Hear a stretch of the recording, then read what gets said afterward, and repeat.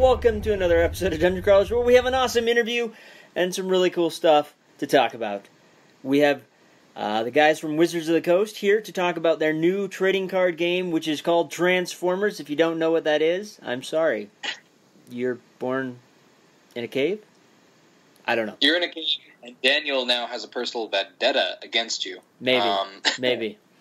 Yeah. Daniel's favorite... Daniel's... Is it your favorite franchise or your second favorite? Like, between this and Star Wars, what's number one? I think they're tied. Really.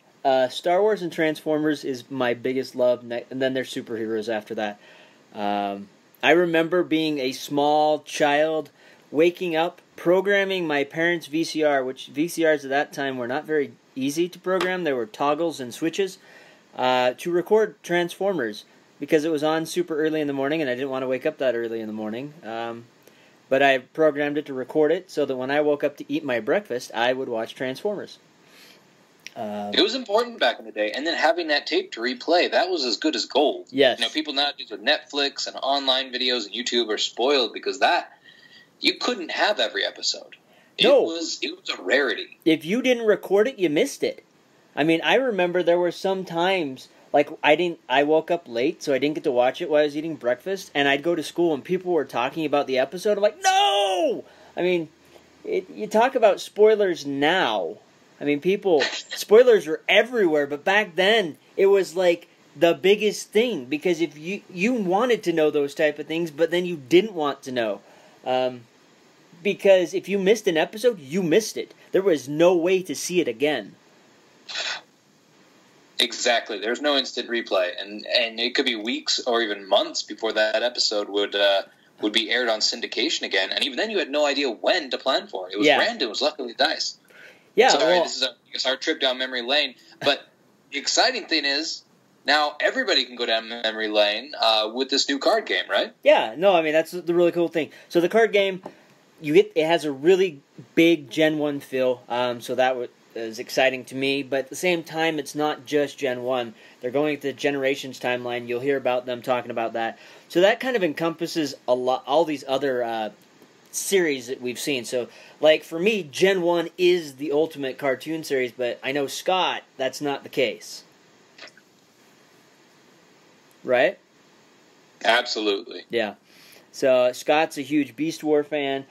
Now, we tried to do this. There's this weird bubble in the universe that just thwarted us. Scott and I were both here for this interview to talk with Wizards, and for some reason, they could not hear Scott. Every time Scott would talk, it would be like this void.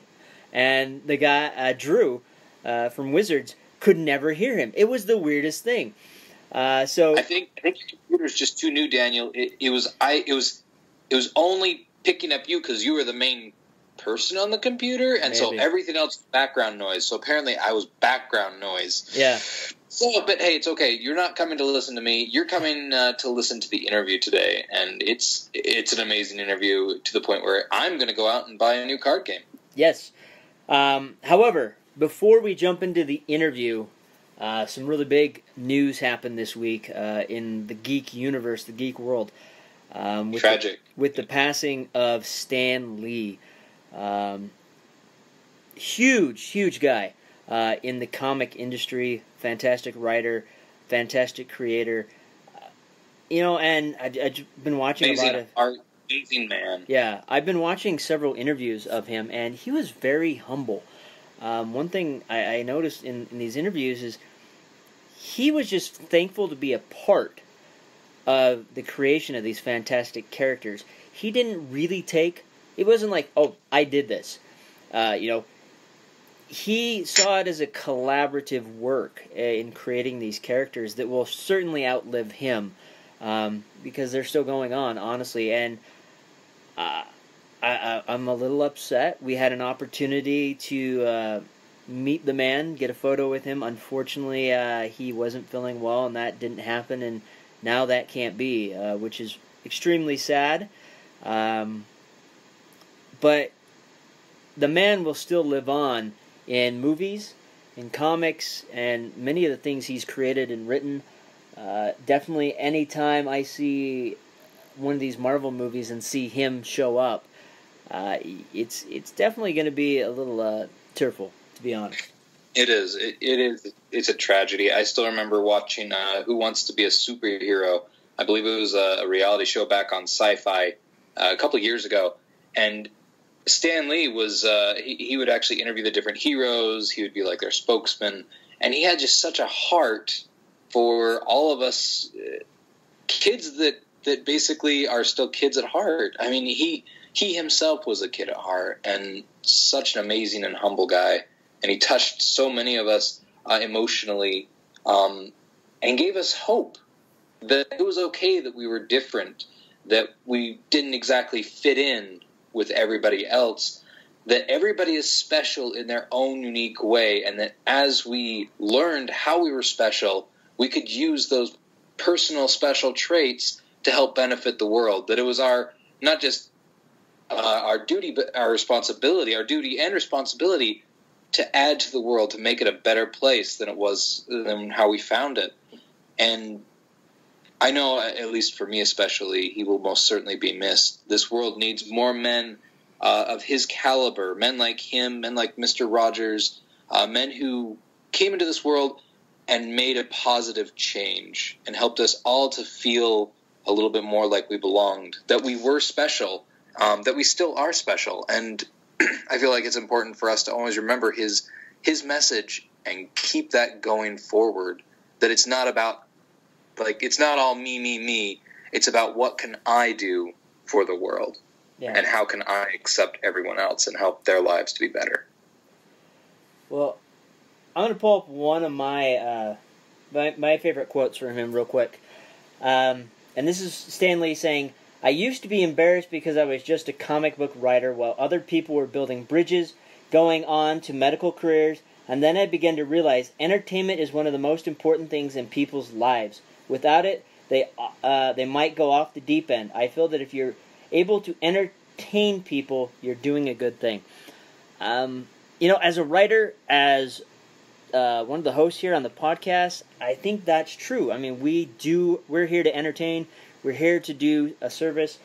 And that's a good thing, as long as we keep doing that. And it's something I want to try to keep in mind with the things I do, just because that is a tough thing, because I'm just a writer, or I'm just a comic book guy, but at the same time, we are contributing to other people's lives, making their lives better in some small way, and bringing some sort of positivity to that.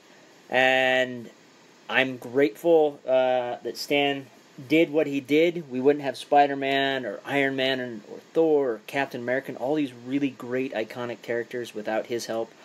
And each of those characters do have their flaws, their faults, which is something we can all relate to. We've all been at that point where we're super angry and we just feel like we want to destroy things, like Hulk. Some of us feel like gods, that we just descend and we can do anything.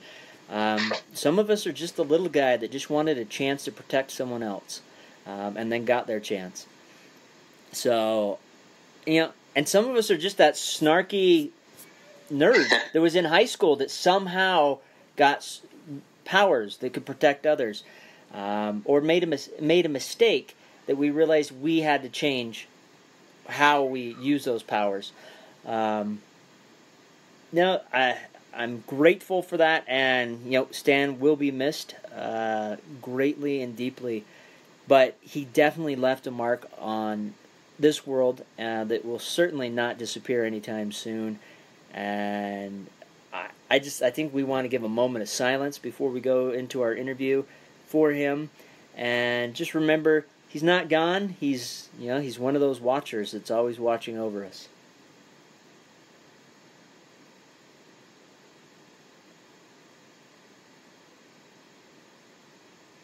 All right, that was our moment of silence. For those of you, I don't know, this is something I did. I don't know if this is something you guys want to do as our listeners. Change your Facebook profile to something, like a cover of a Marvel comic book, or even an image of one of your favorite Marvel superheroes to, memorialize Stan Lee. And let's do that for the next week or two. just in remembrance of him. And, with that said, let's jump into the interview. Let's change gears. I know it's kind of dour, but let's jump into something exciting, talk about Transformers, another great franchise, and hopefully you guys love this game as much as I do, and I'm excited to have Scott grab some of these cards so that we can have a duel. The duel! Alright, with that said, let's jump into this interview. Welcome to another exciting episode of Dungeon Crawlers, where we have Drew Nolosco and John Schork with Wizards of the Coast to talk about their amazing, exciting, awesome card game, Transformers, the trading card game, which I am super stoked about. Hey, everybody. Really awesome to be on the podcast. So thank you for taking some time out of your day to talk to us about Transformers and this really cool idea for a card game. Yeah, so it is super exciting, and one of the things that I love most about is that we've just tried and done a ton of completely non-standard things with this, and it's super paid off. You said you loved it. What do you love most about it? Well, first off, the fact that it's Gen 1 cartoons. The artwork is amazing, and the rules are super simple. I opened up the starter set, looked at the rules, and was able to play within minutes. It wasn't it wasn't overly complicated. I wasn't trying to struggle and learn it. It was just easy. It was simple. It was amazing. Yeah, so you hit three things right on the head, man. We really pushed hard on each of those areas, and it's been paying off. The words you're saying, the reception that you have to each of those topics, we've seen in spades. Which one do you want to tackle first? Well, let's go to the Gen 1 series, because I know I am not the only one that feels like that is the golden era of Transformers. That was from my childhood, and whenever I think of Transformers, that's exactly what I envision in my head, instead of the stuff that we saw with Michael Bay, some of the Japanese stuff, like Super Ultra Gods and Headmasters and so forth. And I love the fact that you guys went back to that, and all the artwork looks exactly like that Gen 1 style. I grew up with Transformers. I'm of that age that was one of the two sort of premier toy lines of my youth. Yeah. The other being G.I. Joe. I guess I was a Hasbro kid from the beginning. I distinctly remember my first Transformers purchase with my own money. I remember the first the first action figure that I actually saved up money for. I mowed lawns to specifically to get additional Transformers. Yeah. Grapple, by the way. Ooh, nice one. First one that I learned self-restraint, that I didn't, I wasn't going to buy one of the $2.99 or $3.99 ones every time I got scrape some money together. I was going to save to get one of the larger characters, and Grapple was that. I loved Tonka trucks as a really tiny child, and we're going back further, more decades than I want to talk about. And so that big yellow construction equipment really appealed to me as a youngster. Anyway, and I collected a lot of Transformers. I still have my complete Devastator. Nice.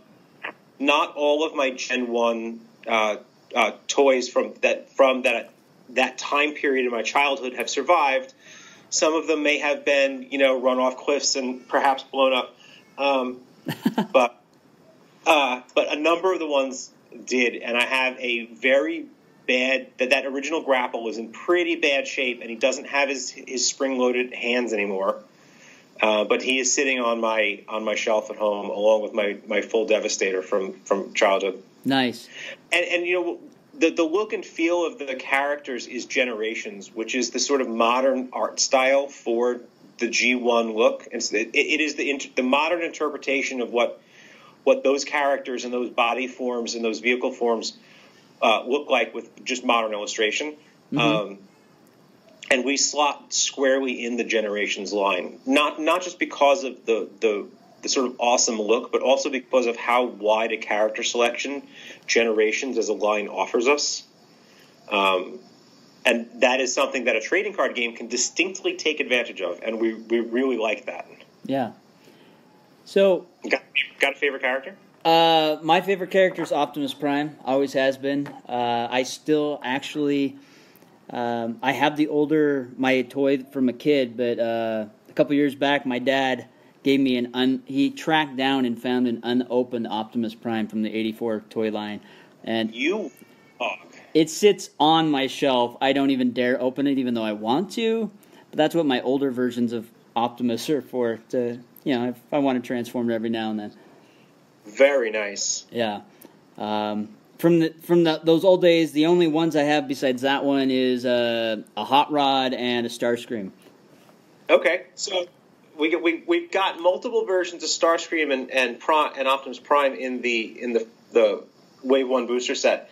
One of the things that we talked about early on is, and whenever you're doing a character-driven, IP-driven game, you need to have this conversation and make this determination. And it's how difficult should it be for the average player, the average consumer, to obtain the most desired character. Yeah. And one of the things that we decided was it should be darn easy to get your hands on a copy of Optimus Prime. Yeah. And Megatron, and Starscream, and Bumblebee. And so we decided super early on that we were just going to make different copies, different versions of those characters that focus on different aspects of those characters' personalities or storylines, and sort of parcel that out a little bit. This is Freedom Fighter Optimus Prime, this is Battlefield Legend, this is the Autobot Leader Optimus Prime. They each slightly talk about different things, and you'll see that more over time as the game releases more product.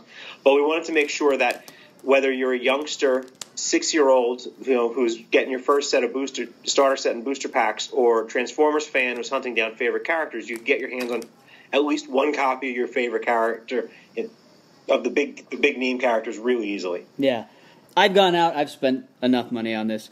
I know I'll spend more, but I have 3 different Bumblebees, 3 Optimus Primes, 4 Megatrons, 4 Starscreams. But beyond that, I've also been able to get a Grimlock, which is an awesome character, a Shockwave, Wheeljack, Jazz, and Prowl, and a whole bunch of other really great characters. And I'm still super excited to continue finding more.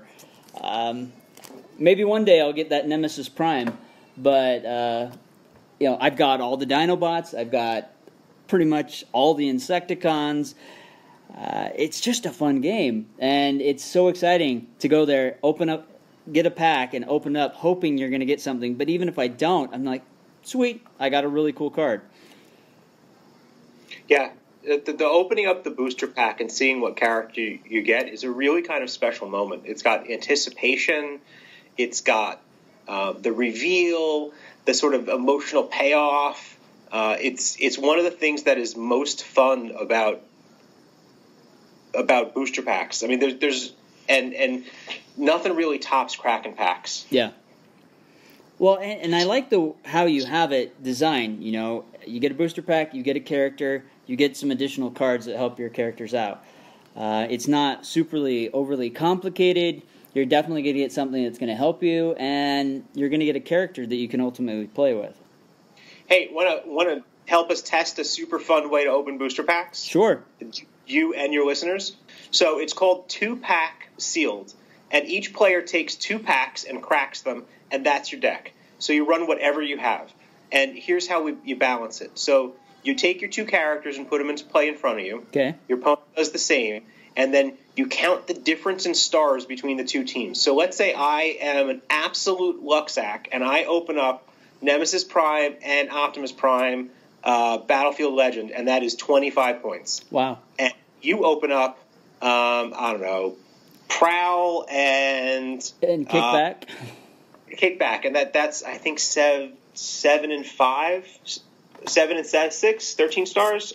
Prowl, let's see. Prowl is 6 and Kickback is 5, so that's 11. 11 stars. Okay, so that is a 14-point star difference. So the person who has the more stars puts the difference in damage any way they feel fit on their characters. Ooh. and that's the handicap. And now you take the 14 cards in your deck, in the 2 packs, shuffle them together, and that's your deck. And then you just play a regular game. The games are super quick. The rules are exactly the same as regular play, and this is a really fast way to crack packs. Like, if you're going to open a box of packs, grab a friend, and this is a great way to do it. Yeah. No, that sounds super fun. I'm going to have to try that. I may have to do that after this interview. There's a game store not too far from here. No. Yeah, so one of the things that we're doing is we're testing out our, this is a rolling launch for Transformers. Yeah. And we're rolling out different aspects of the brands. Product clearly is out and is first, and we launched League, which is you come back week after week to your local game store and you sort of progressively build a sealed deck. You add a pack to your collection each week, and then we'll be rolling out additional formats for people to enjoy. And this one is a fast battling format that we really like in the office here. So where did the idea for this game come from? Because it had to have come from somewhere. I mean, it's already great that you guys are part of Hasbro, so it was probably an easy marriage there. But the first place that I distinctly heard about it is I was working on a product that was a test market product for a different region, creating new Magic the Gathering Planeswalkers. Okay. I've worked on a number of things at WotC. Previous to this, I was doing some special projects work. Before that, I was the lead designer for Magic on iOS, Xbox, and Steam. Before that, I was the creative lead for kids games. So I'm a kind of jack of all trades here. And I was working on this project to create 2 new Planeswalkers from the Magic the Gathering brands who were based on a particular part of Chinese mythology. So I was working with our WotC China office and with the guys and gals there, and one of them was like, man, I don't know if you know this, because they saw Transformers on my desk, I think, and one guy, David, was like, I don't know if you know this, but Transformers is huge in China. And I was like, I didn't know you were a Transformers fan. And he's like, oh my God, yes. And so we were talking about it. He's like, man, I really wish there was a Transformers TCG for me to play. Yeah. And I don't know if that wasn't the actual genesis of the project, but that was the first time that concept was introduced to me. And then from there, lots of discussions with Hasbro. And then Chris Cox, who's the president of Wizards of the Coast, and he's a relatively new president, like within the last 2 years. He's awesome. He's like, let's try new things. He's like, we do things really well. Magic the Gathering, Dungeons and Dragons, hyper strong brands, strong growth. It's time to try new stuff, guys. Let's take the experience that we have in our core competencies and experiment. And one of those experiment discussions led to, well, what if we took one of the strongest entertainment brands in the world and one of the strongest sets of brand and game design for collectible games and mashed those together, and now we have a game you love. Yeah. So let's talk a little bit about the game mechanics, because they're super simple.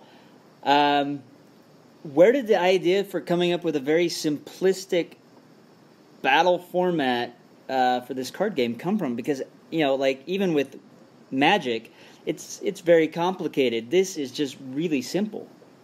So think of I'm going to get a little bit game designy here. Sure. So there's 2 axes you can think about game complexity for a trading card game. And one of them is just absolute, how complex and how simple. And then the second one is that just an absolute value, right? Is this a really simple game all in, or is this a really, really complex game all in? And, you and I, we are trading card game players. We have played things on both ends of that spectrum and in the middle. Yeah. And there's another axis, though, that people don't really talk about as much, and that is, where does the complexity lie? And for the purposes of the discussion, of Transformers, we looked at, does the complexity lie in the game rules system, so the core system rules like deck building, structure of the turn, interaction between the players, versus does it lie in the cards? And we knew that, and a lot of this decision was driven by who are we going to make this game for? And we knew that there was a huge opportunity with Transformers fans and a huge opportunity with tabletop gamers. And we also knew that there was a huge opportunity with youngsters. And so we wanted a game that the game system could be grokked by a youngster. And by youngster, I mean 8, 9, 10. I say youngster. It's weird. Everybody calls me on it. It's okay. Children of that age range, we wanted them to be able to grok the game system. So we shifted a lot of the complexity of the game from the game system over to the cards and the cards interaction. And in Transformers, there's a specific bundle of complexity in deep deck building. And so we ended up with a system that you've noted that is really easy to pick up. And we've tested this with 6-year-old, like professionally tested a ton for market research, game testing. Youngsters can pick up this game. It's perfectly tuned for them, and they love smashing robots together. Yeah.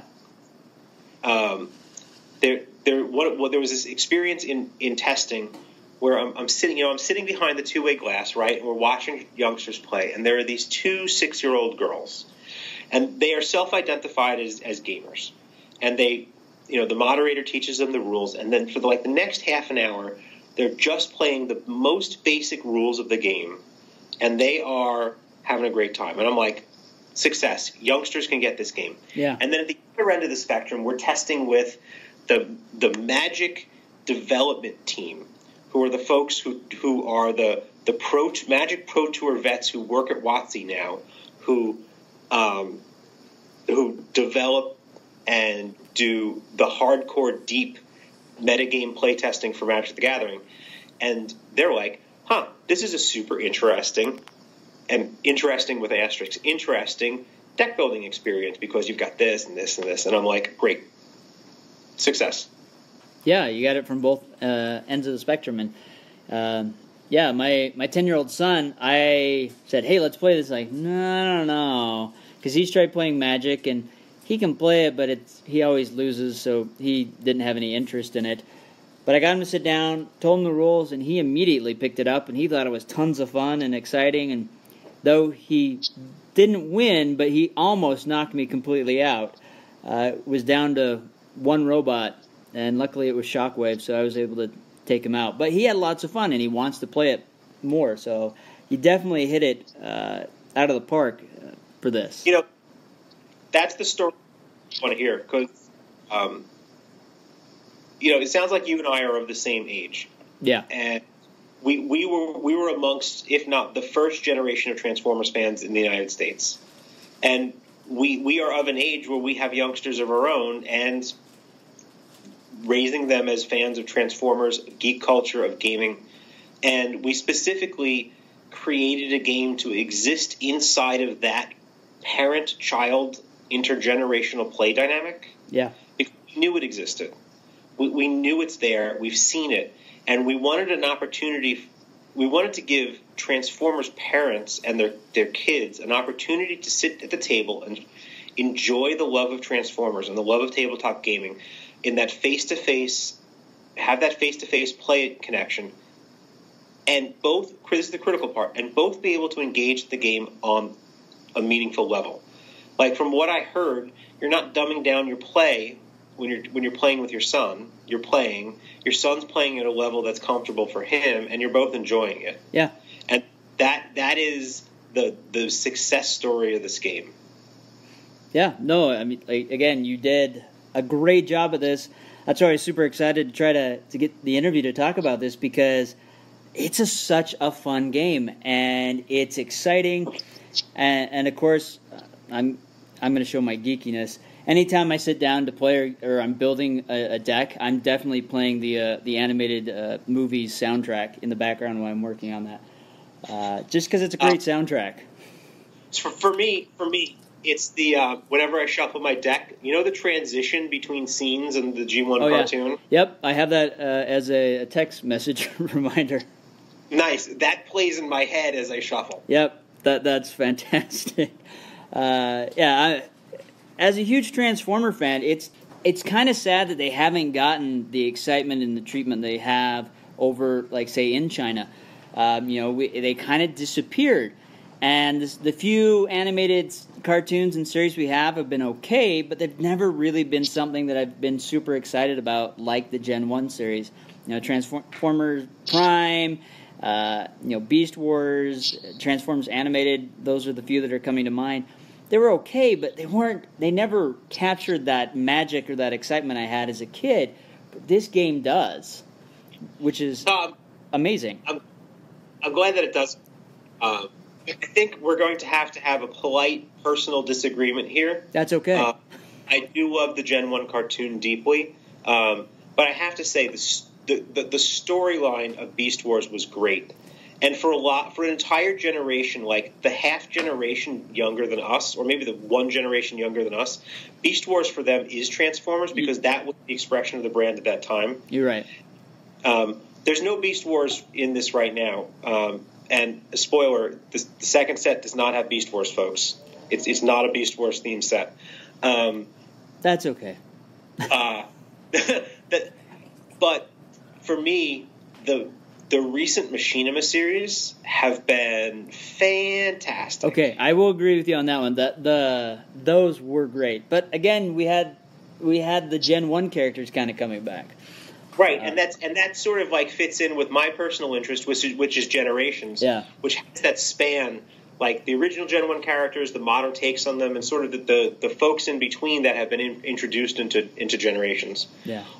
One of the things that a tease for the future, there are some characters in the Transformers universe, and we specifically don't do any of the licensed the movieverse characters or the characters who are unique to animated shows. We do characters. We are pretty solidly based in toy, but there are some characters who really never had a Generations expression. Okay.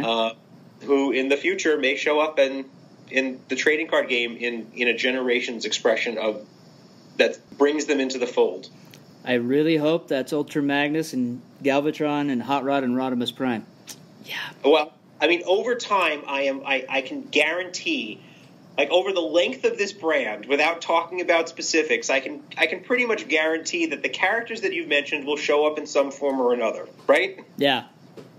But I can't tell you specifically when, but mainstays of the brand are going to show up. Yeah. No, I mean, I just find it interesting that you have RC and Cup in this release, but we don't have like Ultra Magnus or Springer or Hot Rod or even Rodimus, so I know they will eventually show up, and which will make me want to spend more money. So, there's actually a specific reason why we did that. We could have put them in the first set. There are characters who are not tied to a particular sub-brand or don't have a toy gimmick that would need special game mechanics to express that toy gimmick. For example, that's why Soundwave's not in the first set. He needs a special set of game mechanics in order to do what he does. Yeah. But we could have put Ultra Magnus in the first set, and we could have put the most popular characters just whole hog in the first set, but we didn't because we wanted to show that the brand would reach really deep and wide. Like Cup. For some people, Cup is the world's best Transformer.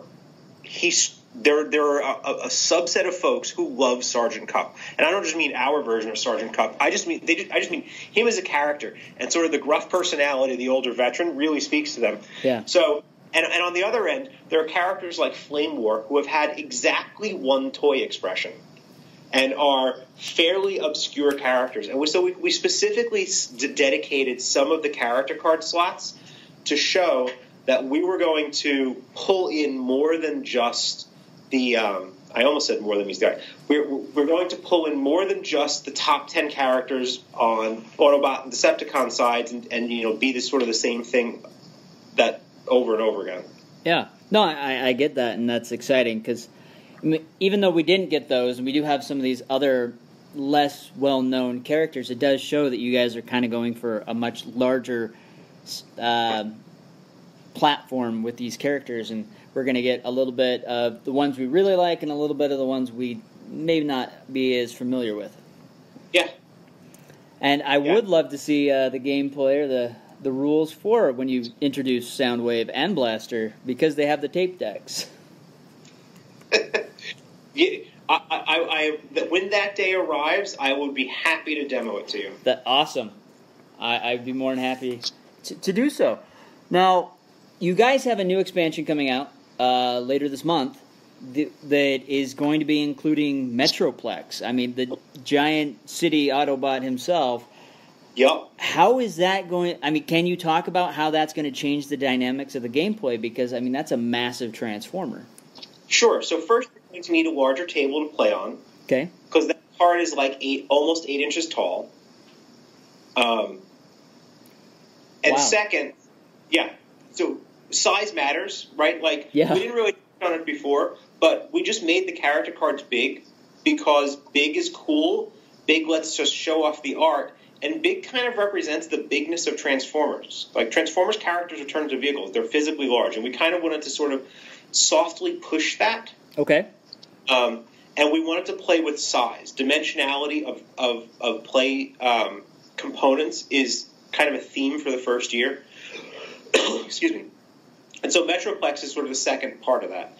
Metroplex is a Titan, right? Like there are a bunch of Titans. Only 2 of them are pretty well known, maybe 3. Metroplex is by far the most well known. Then we have Trypticon, Fortress Maximus, and Scorponok. Right, and those I would have said Metroplex, Trypticon, and Fortress Maximus are probably the 3 best known, but you're probably right. Scorponok is probably as well known as Fortress Maximus.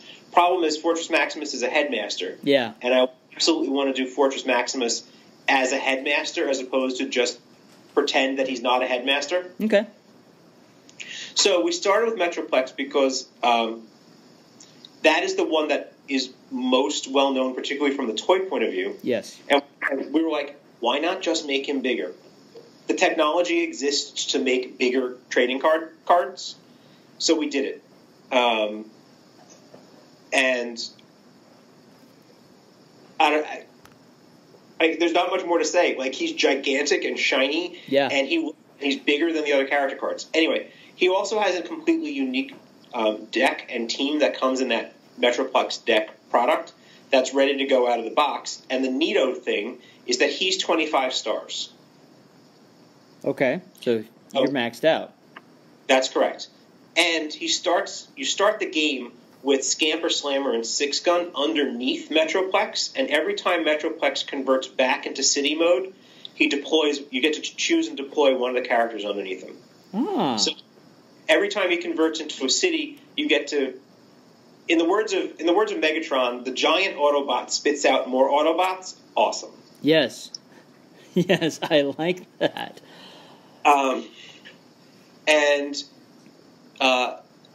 So that's one new play pattern that we've introduced with the Metroplex deck. And then the other interesting thing is Metroplex basically has an ultimate.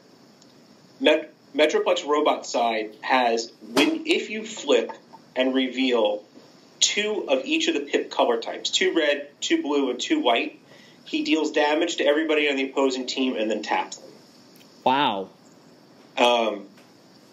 And so, in some ways, he's a sort of the deck plays really interesting, and it goes through an evolution over the course of the game, where when it starts out, Metroplex is a little bit vulnerable, and he has a boatload of hit points that he is soaking damage as you build up teammates by flipping and getting 6-Gun, Scamper, and Slammer out, and basically those characters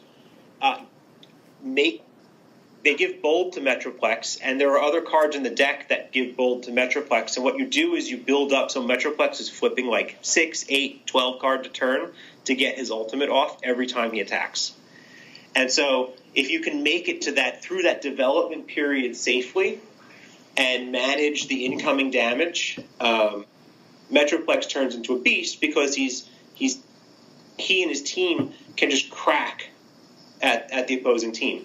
On the other hand, you have to make it to that point. So it's a very interesting play style that evolves over the course of the game. So it's definitely a much longer game strategy when playing that character. I wouldn't say that it takes longer. I would say that you're playing the long game, in quotes. Okay. No, I mean, that's a really cool idea. I like, how you use the quote where he transforms, smaller Autobots come out, and that he's not super, he doesn't do a lot of damage at first. You have to build up to that. It makes it, a little bit more fair for the other team that it doesn't have that Titan to try to win before he gets that ultimate off. Yep. So I like and that. The Metroplex deck comes out November 16th, so we're really close to that. Yeah. So because we have Metroplex, is there going to be a Trypticon? Because I know there are just the Decepticon fans that they don't really want to play Autobots; they just want to play their Decepticon deck. I know. I've heard many of those Decepticon fans, and I will say that Decepticon fans are going to get a lot of fun stuff in through 2019. But I have to shake the magic 8-ball when it comes specifically to the Trypticon question, and the result says, That's fine. I understand. You guys have a schedule, and there's only so much you can announce and talk about. So we'll just say coming soon.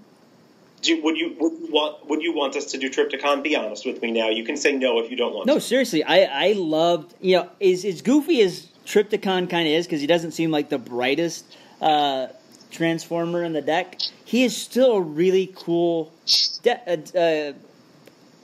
Titan. He's a giant dinosaur, and he can blast energy rays out of his mouth. It would be really cool to see. I agree. It would be cool to see, but and I'm going to sarcasm filter here. The team is very seriously considering putting out Necro Titan prior to putting out Trypticon because we want to hit the obscure sarcasm off. No, Trypticon would almost certainly be the next Titan that we do if we do another Titan. But let's see how the Metroplex goes over with players before we contemplate that. Yeah, no, that is a good idea. Make sure that works out really well. So, I think there are 16 Titans total. We could do Caminus. It's one of the things I love about Transformers is there's so many options when it comes to cool characters that have really unique things that translate really well to a trading card game that isn't afraid to be a little bit wacky. Yeah. No, it just Trypticon comes to mind because him and Metroplex clash the most. But you're right, there are a lot of other Titans that are just as awesome and would be cool to see. Is there a character that you would most want in the game that we have? You talked about Hot Rod and Ultra Magnus, and I don't know whether you would just bring those up as characters, as like high-profile characters in the Transformers lore who we haven't done yet, but who specifically would you want us to see put out in character form? Honestly, my ultimate two favorites are Prime and Hot Rod or Rodimus. I've always loved those characters. Okay, well, we've guaranteed satisfied one. Yes. There are, as you might imagine, there are going to be other versions of Optimus Prime who show up in future products. Yep. And I just signed off on the final art. So we're a lot of our art has originally come from Hasbro's library of art, but we are commissioning significant volumes of new art for the game. Okay. So that we can get even some of the more obscure versions or one-time appearances of a version of a character or what have you, or just different poses. And I just signed off on an Optimus Prime version for when is that? That is the Midsummer 2019 set, complete art both sides, and it is oh boy, it is some good. Nice. There's an Optimus that you were going to flip over. Okay. I Optimus and Rodimus are always fantastic characters. Even Galvatron, I'd love to see. I'm super stoked that you guys put in Nemesis Prime. I just wish I could get a copy. It's just like, and of course I know he's one of the most rare. There's just something really cool about having that black Optimus, or even the shattered glass version of Optimus, where he's purple and he's the bad guy. Would be really cool to see as well. Is there a hint? I hear a hint. Maybe. So it's funny. We're launching this in English throughout the world, right? And WotC has brand managers who manage the different regions. And so I'm going to give a shout out to Will Chan, who is the APAC brand manager. He's based out of our Australia office. And every time I get on Skype with him, it is no coincidence, but the masterpiece Nemesis Prime is looming over his shoulder. He is one of the biggest. I'm a big Nemesis Prime fan. He is one of the biggest Nemesis Prime fans I've ever heard. He has every expression of Nemesis Prime I've ever seen, heard of, or possibly even not produced by. Anyway, but he has that giant masterpiece version, and it taunts me every single time I'm Skyping with Will. Hi, Will. Yeah, I have the giant masterpiece of Optimus. They're just fantastic figures. They really are. To have a Nemesis, oh man. Now I'm going to have to try to figure out how to have that with my collection. Dang it. But I know, right? That's the exciting thing that is this game, is because it harkens to that childhood era that we grew up in.